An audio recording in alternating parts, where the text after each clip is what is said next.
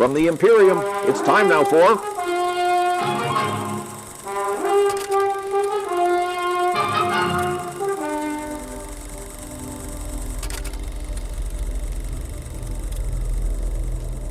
The Star of Terribilis cut a lonely path through the warp, its mighty hull weathering the baleful tides with a defiant air that mirrored its captain.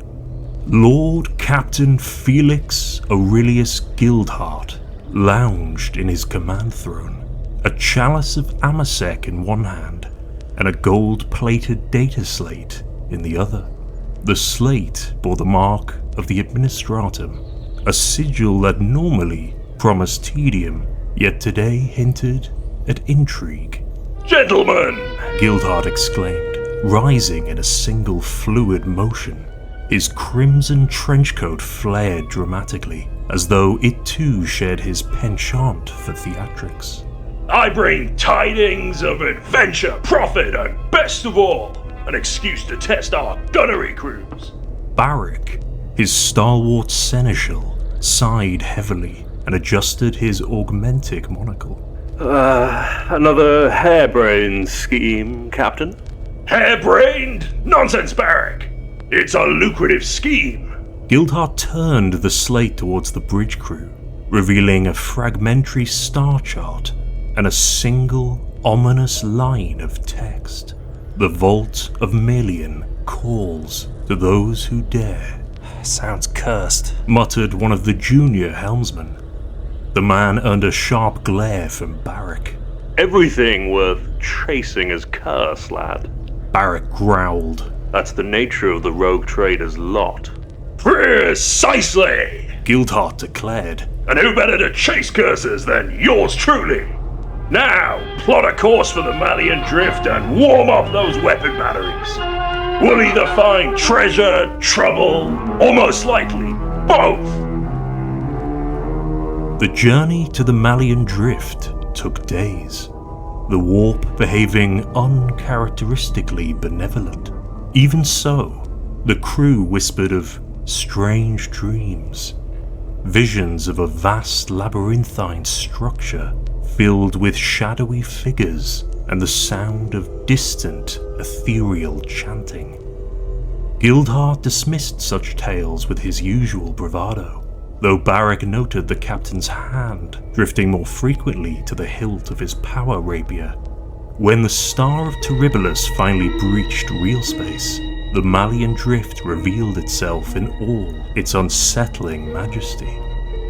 A swirling expanse of asteroid fields and drifting wreckage surrounded a colossal station of impossible design. It was a construct of spires and vaults, seemingly grown rather than built, its surface bristling with faintly glowing runes.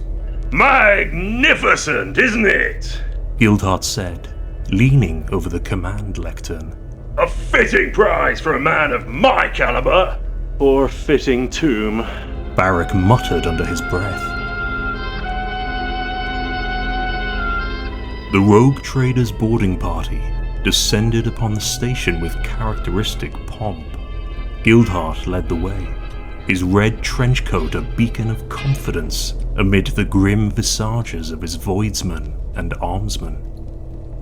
The landing bay they entered was a vast, cathedral-like space, its walls lined with statues of figures whose faces were deliberately obscured by visors or hoods. "It's a bit grim," remarked Gildhart, his voice echoing in the still air. "but then, style is a subjective matter. Ha!" The party advanced cautiously, their footsteps ringing hollow against the metallic floor. The air was stale but breathable, and the faint hum of dormant systems hinted at a power source somewhere deep within the structure. It was Barrack who first spotted the inscription etched into the archway ahead. "Only the worthy may enter." He read aloud, his tone skeptical. "A bit ominous, don't you think?" "Not at all," Gildhart said, stepping boldly through the arch. "It's clearly addressed to me." Beyond the archway, The party found themselves in a long corridor lined with alcoves. Within each alcove stood an automaton, humanoid constructs of tarnished brass and glass, their eyes dim but watchful. At the far end of the corridor was a massive door, engraved with intricate patterns that seemed to shift and writhe when viewed too closely. Captain, Barak said warily. those automata are not as inert as they look. Nonsense! Gildhart replied, striding forward. They're probably some sort of ceremonial guardians programmed to... The automata came to life with a suddenness that sent the voidsmen scrambling for their weapons. Blades unfolded from their arms, and their glass torsos glowed with an inner light. The first automaton lunged at Gildhart, its blade arching towards his throat.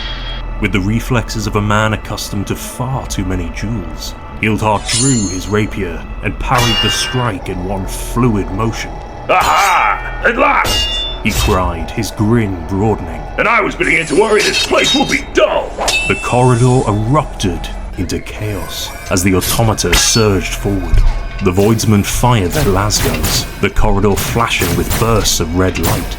Gildhart danced through the melee, his movements as precise as they were flamboyant. His rapier sang as it sliced through brass limbs and shattered glass torsos. Barak, more practical in his approach, unloaded his plasma pistol into the nearest automaton, reducing it to a molten heap. Captain! He shouted. We're outnumbered! Outnumbered? Ha ha! Gildhart laughed, dodging another strike. They're merely more plentiful than us. Keep fighting, Barak! This is just the prelude!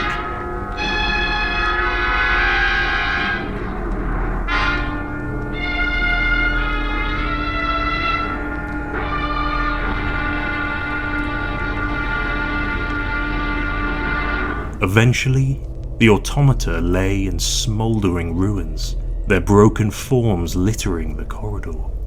Gildhart sheathed his rapier and clapped Barak on the back. Well done, old friend! You're almost as deadly as I am! That is not a compliment. Barak grumbled, reloading his pistol.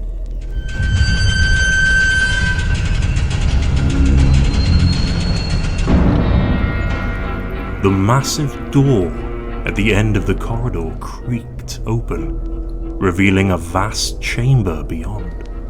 At its center stood a pedestal, atop which rested a black obelisk covered in glowing runes. The room pulsed with an unnatural energy, the very air seeming to thrum with anticipation. Gildhart approached the obelisk, his grin returning. Gentlemen, we found our prize. Now, let's see what wonders or horrors await. The chamber was silent, save for the faint hum of the obelisk. Its runes glowed faintly, their patterns shifting like oil on water, defying any attempt to discern their meaning. Gildhart stood before it, his gloved hand hovering over its surface as if testing its warmth, or its malevolence. Well, Barak, He said, his voice echoing through the vaulted chamber. any thoughts? Do we dare pluck the fruit from this proverbial tree? Barak, ever the cautious voice, adjusted his monocle with a grimace. Captain, I don't trust it.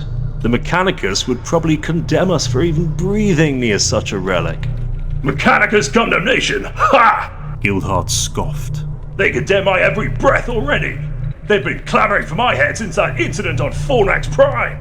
He gave Barak a roguish grin. Something about blasphemous modifications and unauthorized use of sacred schematics. This is nothing new. The armsmen formed a loose perimeter, their lasguns trained on the chamber's shadows. The voidsmen whispered among themselves, nervously shifting their footing. The air was heavy, oppressive, and alive with a presence they couldn't name. Gildhart clapped his hands together, breaking the tension. Enough dithering! It's a rock! A glowing rock, to be fair, but still a rock. I've courted Inquisitor's daughters, faced down orc hordes, and once drank an Eldar under the table. This is hardly my most reckless endeavor. And with that, he placed his hand on the obelisk. The moment his palm touched its surface, the runes flared, filling the room with a blinding light. The oppressive hum rose to a deafening crescendo, like the wail of a dying machine spirit. The Voidsmen recoiled, shielding their eyes. Even Barak stumbled back, his plasma pistol raised instinctively. Gildhart, however, stood firm, his expression flickering between triumph and apprehension. See, nothing to... His voice cut off as a wave of force rippled out from the obelisk, slamming into him like a tidal surge. The captain was hurled backwards, his body colliding with the chamber wall with a sickening thud. The obelisk dimmed, its runes flickering erratically before stabilizing into a faint, malevolent glow. Captain! Barak rushed to Gildhart's side, kneeling to check his pulse. Gildhart groaned, his head lolling to one side. Am I dead? He murmured. Not yet, Barak replied, hauling him upright. though you're doing an excellent impression of a corpse. Good, Gildhart muttered, wincing as he touched his bruised ribs. because I've no intention of haunting this place. Too drafty.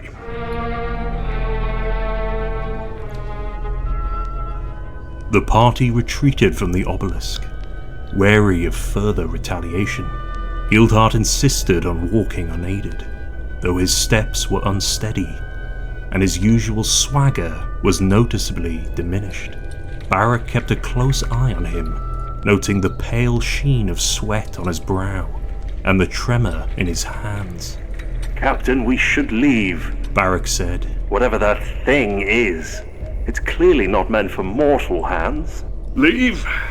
Gildhart scoffed, though his voice lacked its usual bravado. Well, we've only just begun. Besides, you saw how it reacted. It knows I'm worthy. It's just playing hard to get. As they exited the chamber, the obelisk pulsed faintly, its light dimming as if watching them leave. The corridors of the station seemed darker than before, the shadows deeper and more malevolent. The automata corpses they had left behind were gone, their remains reduced to faint scorch marks and scattered bolts. Lovely. Barak muttered. Even the wreckage isn't playing fair. Gildhart ignored him, his attention fixed on the slate he had retrieved from the Star of Terribilis. The device now displayed unfamiliar glyphs, identical to those on the obelisk. What do you make of this, Barak? Gildhart asked, holding the slate aloft. Barak frowned, studying the symbols. Trouble. That's what I make of it. Your optimism is infectious. Gildhart said dryly. But look closer. These symbols are a map. The obelisk has given us a gift, my friend. A guide to its secrets. Or a trap. Barak countered. This entire place reeks of entrapment. Reeks of opportunity. Gildhart corrected. Sounds like you're just bitter because I'm cleverer than you. Before Barak could respond, a low, resonant sound filled the corridor. It was not a noise in the traditional sense, but a vibration that thrummed in their bones and minds. What in the Emperor's name? One of the armsmen began, but his voice faltered as the sound grew louder. From the shadows ahead, figures emerged, humanoid but wrong in every conceivable way. Their flesh was a patchwork of scars and metal implants, their faces obscured by grotesque masks. Their movements were jerky, like puppets controlled by an unseen hand. Servitors, Barak said grimly, raising his plasma pistol. or what's left of them. Servitors? Gildhart echoed, drawing his rapier with a flourish. These are not servitors. These are, performance art. Bad performance art, but art nonetheless. Let's critique them, shall we? The creatures lunged as one, their clawed hands reaching for the intruders. The corridor once again devolved into chaos as lasguns and plasma bolts lit up the darkness. Gildhart leapt into the fray, his rapier flashing like a silver serpent. He skewered one creature through the chest, twisting the blade as it collapsed into a heap. Barak fired his pistol with methodical precision, each shot reducing a creature to molten slag. Captain, remind me to write your will when we get back. Well, write it now if you must. Gildhart quipped, decapitating another creature with a flamboyant sweep. But do it with style! The battle raged on, the air thick with the stench of ozone and burning flesh. Despite their superior firepower, the creatures kept coming, their numbers seemingly endless. Fall back! Barak shouted. We're being overrun! Nonsense! Gildhart replied, parrying a strike aimed at his throat. We're merely delaying their inevitable defeat! Even so, the rogue trader allowed himself to be dragged back, his men forming a defensive line as they retreated toward the landing bay. As they reached the relative safety of their shuttle, the creatures halted, watching silently from the shadows. Well, Gildhart said, his grin returning as he caught his breath. that was invigorating! Barak glared at him. Invigorating? Captain, we've awakened something we don't understand, and it wants us dead. Awakened? Gildhart said, brushing dust from his coat. Perhaps. But whatever it is, it's just the opening act. The real performance is yet to come. He turned to the shuttle's pilot. Back to the Star of Terribilis, if you please. I need a bath, a drink, and perhaps a poem to mark this auspicious day. As the shuttle lifted off, Gildhart cast one last glance at the station, its spires glowing faintly in the void. Oh, Barak, He said softly. this is going to be glorious! The seneschal said nothing, his expression grim. The Star of Terribilis hung in the void, a glimmering jewel of Gothic craftsmanship against the backdrop of cold stars. Within its grand halls, Gildhart reclined in his private quarters, a goblet of amasec in one hand and a stylus in the other. He scrawled flamboyant lines of verse onto parchment, a half-hearted ode to the obelisk and its mysteries. 'Twas a rock that whispered secrets dark, yet sought to wound this gallant spark. He murmured, smirking to himself. His musings were interrupted by the chime of the voxcaster. Barak's voice crackled through. Captain, we need you on the bridge. Something's happening. Gildhart sighed, draining his goblet, and rose with theatrical flair. Duty calls. He muttered to no one in particular, donning his crimson trench coat. And here I was composing my magnum opus. The bridge was abuzz with activity as Gildhart entered. Servitors rattled off status reports in monotone voices, while officers barked commands to their subordinates. Barak stood at the command lectern, his expression grim. What now, Barak? Gildhart asked, striding to his side. Another mutiny in the galley? Perhaps the machine spirit has decided to lecture us on proper etiquette. Neither, Captain. Barak replied, gesturing to the main view screen. The display showed the Maelion Drift, now alive with motion. The once silent station crackled with energy, its spires glowing like ancient lighthouses. Around it, the debris field had begun to shift, coalescing into crude organic shapes, vessels, but not of human design. Voidcraft. Gildhart asked, his voice suddenly serious. Not ours. Barak said. And not Xenos either. They seem to be forming themselves. The station appears to be the source. Gildhart leaned closer, his eyes narrowing. And what of the obelisk? The glyphs on the slate have changed, Barak said, handing it to him. It's emitting coordinates leading deeper into the drift. Gildhart's grin returned, sharp and predatory. So, it's a game of cat and mouse, is it? And I, naturally, am the cat. Captain, Barak said, his tone heavy with warning. This isn't a game. The station is waking up, and I don't think it wants us here. Waking up? Ha ha! Good! Gildhart laughed. It's about time someone appreciated my company. Hell, plot a course for these new coordinates. Full speed ahead! As the Star of Terribilis maneuvered through the drift, the sense of foreboding among the crew grew palpable. Whispers of unseen figures and fleeting shadows haunted the lower decks. The Voidsmen crossed themselves in the Emperor's name, muttering prayers as the ship passed jagged wrecks that seemed to watch them with hollow eyes. Barak cornered Gildhart in the officers' mess, his tone sharper than usual. Captain, the crew is on edge. They think this place is cursed. Of course they do. Gildhart replied, sipping a golden liqueur. That's the nature of men with small imaginations. If they lack courage, they call it a curse. It's more than superstition. Barak insisted. There's something wrong with this place. With that obelisk. Oh, Barak! Gildhart clapped him on the shoulder. You'd worry about the shade of the hour-sec in your glass if you could. Trust me, everything's under control. Trust, Captain, Barak said grimly, is in short supply when you're tempting fate.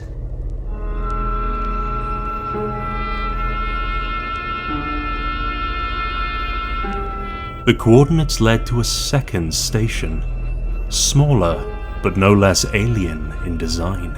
Its surface was black and featureless, a void given form.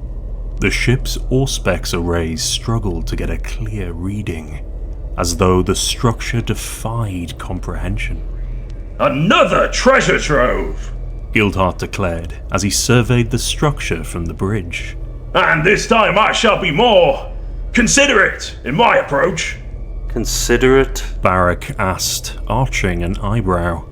Well, I'll let you open the door! Ha! Gildhart said with a chuckle. The boarding party descended once more, though the atmosphere this time was far from jovial. The Voidsmen whispered prayers as they stepped into the station's darkened corridors, their lights barely illuminating the oppressive gloom. The air was heavy, carrying a faint metallic taste. At the heart of the station, they found another chamber, this one smaller but eerily similar to the first. At its center stood a second obelisk, identical in design to the first, but pulsing with a crimson light. Well, Gildhart said, drawing his rapier with a flourish. Let's see what secrets you hold, my fiery friend! Captain, Barak warned, his voice low. This is folly. The last obelisk nearly killed you. Nonsense! Gildhart replied, stepping forward. This one's clearly more accommodating. Look, it's practically inviting me! As he approached, the crimson light grew brighter, casting long, distorted shadows on the walls.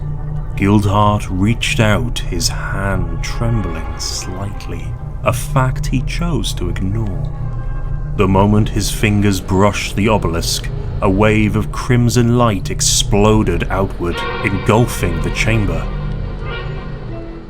When the light faded, Gildhart found himself standing alone in an infinite void. The ground beneath his feet was smooth and featureless, stretching endlessly in every direction. Ah! He said aloud, his voice echoing strangely. A test, is it? Very well. I accept your challenge. A figure appeared before him, tall and shrouded in shifting shadows. Its voice was a chorus of whispers, grating and seductive. Felix, Aurelius, Gildhart. It intoned. You have sought the forbidden, trespassed upon the sacred. What will you offer in return? Offer? Ha ha! Gildhart laughed. I offer nothing. I take what I want. The figure leaned closer, its shadowy form writhing like smoke. Even your soul. Gildhart's grin faltered for the briefest moment, but he quickly recovered. My dear apparition, I've gambled my soul so many times it's practically worthless. Try again.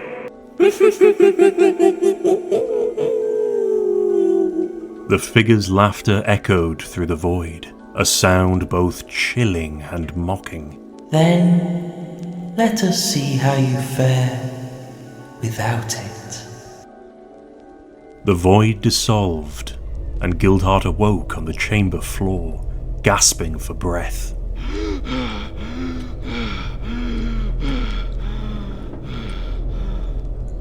Barak loomed over him, his expression a mix of relief and anger. Captain, Barak barked. what happened? I negotiated. Gildhart said, forcing a smile. The obelisk now pulsed with a steady light, its glyphs etched into Gildhart's mind like a brand. Back to the ship. He said, his voice uncharacteristically hoarse. We have what we came for.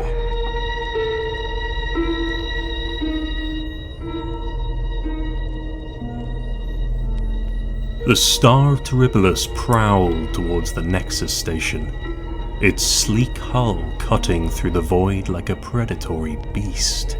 The tension on board was a palpable thing. Even the servitors, devoid of true thought, seemed sluggish in their movements. Barak stood at the command lectern, observing the ominous structure on the main view screen. Captain, He said, his tone low and tight. this is madness. Madness. Lord Captain Felix Aurelius Gildhart stood before the throne, his crimson trenchcoat flaring as he turned. Barak, my dear man. Madness is letting a treasure of this magnitude slip through our fingers. This station is practically begging me to conquer it. It's not just the station. Barak said, his voice rising. The crew is on edge. The whispers. Are merely the murmurs of a void-faring stomach yearning for adventure. Gildhart interrupted, slapping Barak on the shoulder. Relax. If anyone can handle an ancient, possibly cursed ruin, it's me.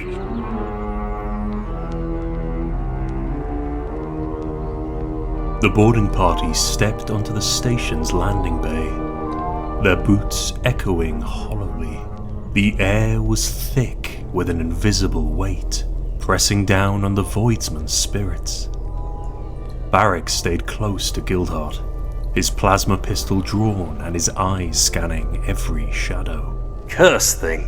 Barak muttered, eyeing the pulsating walls that seemed alive with faint, rhythmic movements. Cursed. Gildhart said with a grin. I prefer the term exotic. Makes it sound like a particularly thrilling weekend. They pressed deeper into the station, the air growing colder with each step. The walls were adorned with alien script, glowing faintly as if alive. At the heart of the Nexus, they found it. A grand chamber, vast and cathedral-like, with an obelisk at its center. This one dwarfed the others, its surface gleaming with shifting colors that danced like trapped starlight. Around it stood a circle of robed figures, their forms tall and inhuman, their features obscured by shadowy hoods. Gildhart's eyes lit up, and he stepped forward with the confidence of a man walking into his own banquet. Greetings! he called, spreading his arms wide. I am Lord Captain Felix Aurelius Gildhart, the most dashing rogue trader this side of Holy Terror. And you must be the welcoming committee. The figures turned towards him in unison, their movements unnervingly fluid. One stepped forward, its voice like the scraping of steel on stone. You dare trespass upon the sanctum of the Nexus. State your purpose. Purpose? Gildhart placed a hand on his chest, feigning shock. Why, only to bask in the splendor of this fine establishment. Perhaps share a drink and, if time allows, scone with a treasure or two. The figure's hood tilted slightly, its shadowy depths unreadable. You mock the Nexus. None may leave without tribute. Tribute? Gildhart's grin widened. Well, I did bring my sparkling wit and devastating charm. Surely that's worth something. The figure raised a clawed hand, pointing at him. You shall offer yourself. Barak stepped forward, his plasma pistol aimed. Over my dead body. Easy, Barak. Gildhart said, waving him off. No need for heroics. This is merely a negotiation. He turned back to the figure. Now, when you say, offer myself, do you mean my time, my talents, or perhaps something more metaphorical? You will become one with the Nexus. The figure intoned. Your essence will fuel its awakening. In return, you shall know eternity. Gildhart's grin faltered for a brief moment, but he quickly recovered. Eternity, you say? Tempting, but I find eternity a bit overrated. I prefer my adventures short, sharp, and thrilling. Now, let's see if we can't come to a more reasonable arrangement. The figures began to chant, their voices rising in a guttural, discordant hymn. The obelisk pulsed with blinding light, casting long, flickering shadows across the chamber. Captain, Barak barked. we're leaving. Now! Not yet. Gildhart said, stepping toward the obelisk. I have a wager to win. The chanting reached a crescendo as Gildhart placed his hand on the obelisk one final time. For a moment, the chamber was filled with searing light, and all sound ceased. When the light faded, Gildhart stood at the obelisk's base, his silhouette framed by its dying glow. The robed figures were gone, their forms reduced to piles of ash. The obelisk itself was cracked, its glyphs dim and lifeless. Captain! Barak called cautiously. Gildhart turned towards him, his grin as broad as ever. Well, that was invigorating. Who's up for celebratory drinks? Barak approached, his expression equal parts relief and exasperation. What happened? Oh, nothing much. Gildhart said, brushing ash from his shoulder. Bit of banter, a bit of bluffing, and voila! The obelisk decided I was far too charming to consume. Barak frowned. You expect me to believe that? Believe what you like, my dour friend. Gildhart replied, clapping him on the back. The important thing is we're alive, victorious, and richer for the experience. Now, back to the ship. The galaxy awaits. As they made their way back to the landing bay, Barak couldn't shake the feeling that Gildhart was hiding something. But for now, the captain was unchanged, his swagger undiminished, his grin unshakable. For better, for worse, Felix Aurelius Gildhart was still very much himself.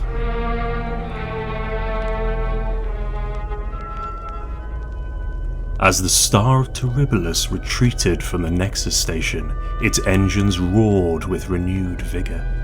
The cursed station now lay far behind them, its strange energies dissipating like a forgotten dream. Yet within the mighty vessel's gilded corridors, unease lingered. Barak stormed onto the bridge, his steps purposeful and his brow furrowed. The voidsmen stationed at their posts glanced nervously in his direction, but said nothing. At the centre of it all sat Lord Captain Felix Aurelius Gildhart, reclined in his command throne with a goblet of amasec in his hand. Well, Barak, Gildhart called cheerfully. Back so soon? Have you come to congratulate me yet on another dazzling victory? Victory? Barak growled. You call that chaos a victory? He gestured towards the view screen, where the station was now a dwindling speck. The crew's on edge, and you? He jabbed a finger at the captain. You're acting like we've just won a great tourney. Gildhart took a leisurely sip from his goblet. Haven't we?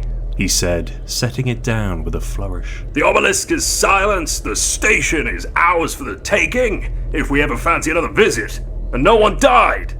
By my count, that's a rousing success.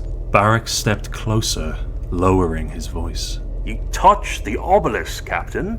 Whatever bargain you struck, it didn't end there. I've served you long enough to know when you're hiding something. Gildhart leaned forward, his grin sharp as a blade. Oh, Barak, always so suspicious. Do you not trust me, your illustrious captain? The man has led you through countless perils, each one more harrowing than the last. Barak's jaw tightened. I trust you to be reckless, to gamble with your life and ours. And one day, you're going to lose. Gildhart chuckled, standing and clasping Barak's shoulder. Then let that day come, my loyal companion. Until then, let us enjoy the ride. Below decks, the crew whispered of what had transpired on the station. Tales of shadowy figures and blinding light spread like wildfire.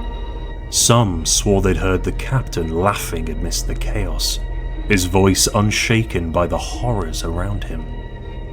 In the ship's sanctum, where the spoils of countless ventures were kept, the third obelisk fragment now rested, inert and lifeless. Its once glowing glyphs were dark, its surface cracked. Yet even in its broken state, it seemed to hum faintly, as if dreaming of its former power. Gildhart stood before it, alone. His usual flamboyance was gone, replaced by an uncharacteristic stillness. He reached out, his fingers brushing the cold, lifeless stone. You tried, he murmured, a hint of amusement in his voice. But I'm afraid I'm not so easily bested. The fragment offered no response, its glow long extinguished.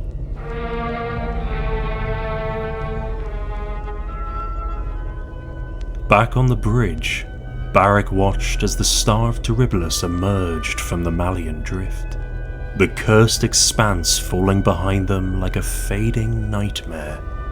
The tension aboard the ship began to ease, and the crew resumed their duties with a growing confidence. Gildhart returned, his stride as jaunty as ever. Ah, Barak, he said, clapping his hands. How fare the engines? Still purring like our well-fed groks, I trust? They're fine, Barak said flatly. We're clear of the drift.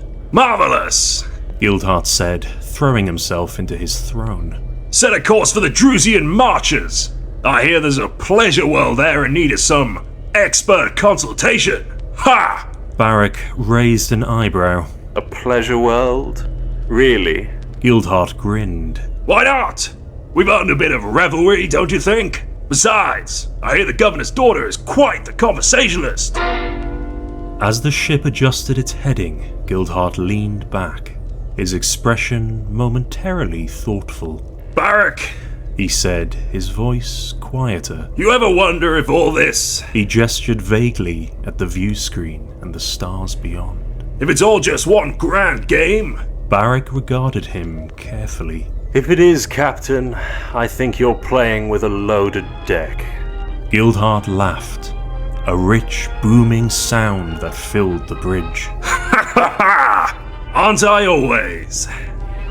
The Star of Terribilis surged forward, its engines blazing as it carried its enigmatic captain towards his next adventure.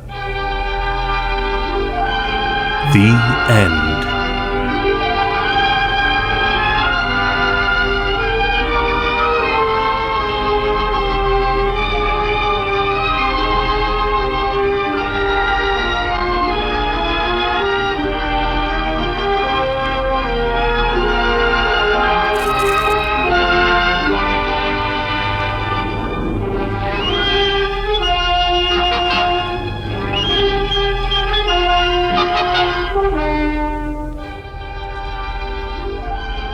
Recording archived. Data entry subscript. Terror in the Maelion Drift.